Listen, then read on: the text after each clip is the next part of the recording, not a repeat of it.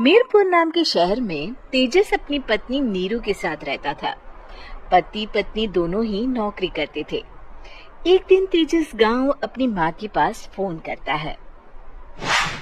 Hello, प्रणाम माँ। जीते रहो माँ, तुम दादी बनने वाली हो हैं? अरे वाह, ठीक है बेटा, मैं कल ही आती हूँ। जब माँ जी शहर पहुंची तो बेटी बहू ने बहुत अच्छे से स्वागत किया। लीजिए माँ जी, चाय। अरे गर्मा गर्म पकोड़े ले आओ माँ के लिए। नीरू रसोई में गई और 2 मिनट में ही पकोड़े ले आई। जी ये लीजिए। बहू जादू से बनाए हैं क्या? अभी तो रसोई में गई थी। यम्मी। माँ जी, शीला रसोई में पकोड़े तल रही है, मैं बस लेकर आई। हे भगवान, मेरा धर्म भ्रष्ट कर दिया तूने। अब तो गंगा जल से शुद्धिकरण करना होगा। दूसरे दिन, माँ जी मैंने नाश्ता बना दिया है, ऑफिस जा रही हूँ। पर अभी तो घर का सारा काम पड़ा है। शीला आती ही होगी, झाड़ू पोछा बर्तन कपड़े वो सब कर लेगी। हमारे जमाने में घर का सारा काम हम ही करते थे। जी माँ जी, आप बहुत होशियार हैं, मैं घर ऑफिस दोनों नहीं संभाल पाती। तो जरूरत क्या है घर से बाहर जाकर चाकरी करने की? वैसे भी घर का काम खुद करने से घर में बरकत आती है, समझी? पर माँ जी, पर कुछ नहीं, इस महीने की पगार मिले फिर ऑफिस बंद है। हाँ। रात को नीरू तेजस से कहती है, सुनिए जी, माँ जी बोल रही थी कि मैं नौकरी छोड़ दूं। वैसे ठीक ही तो है, अभी तुम्हें आराम की जरूरत है। फिर भी आराम कहाँ, शीला को छुड़ाने के लिए बोल रही थी।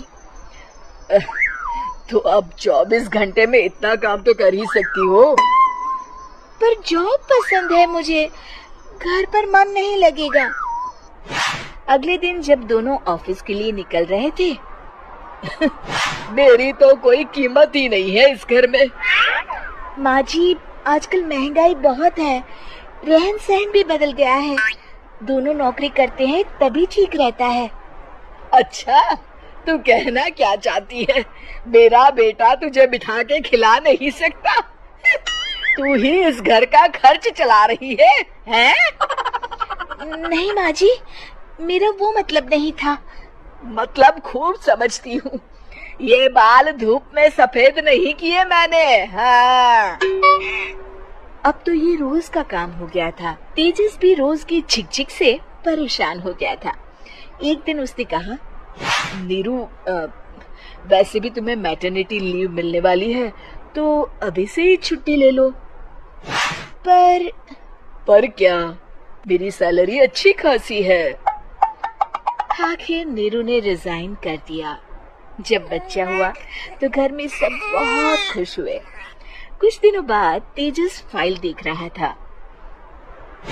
क्या हुआ तेजस, कुछ परेशान लग रहे हो?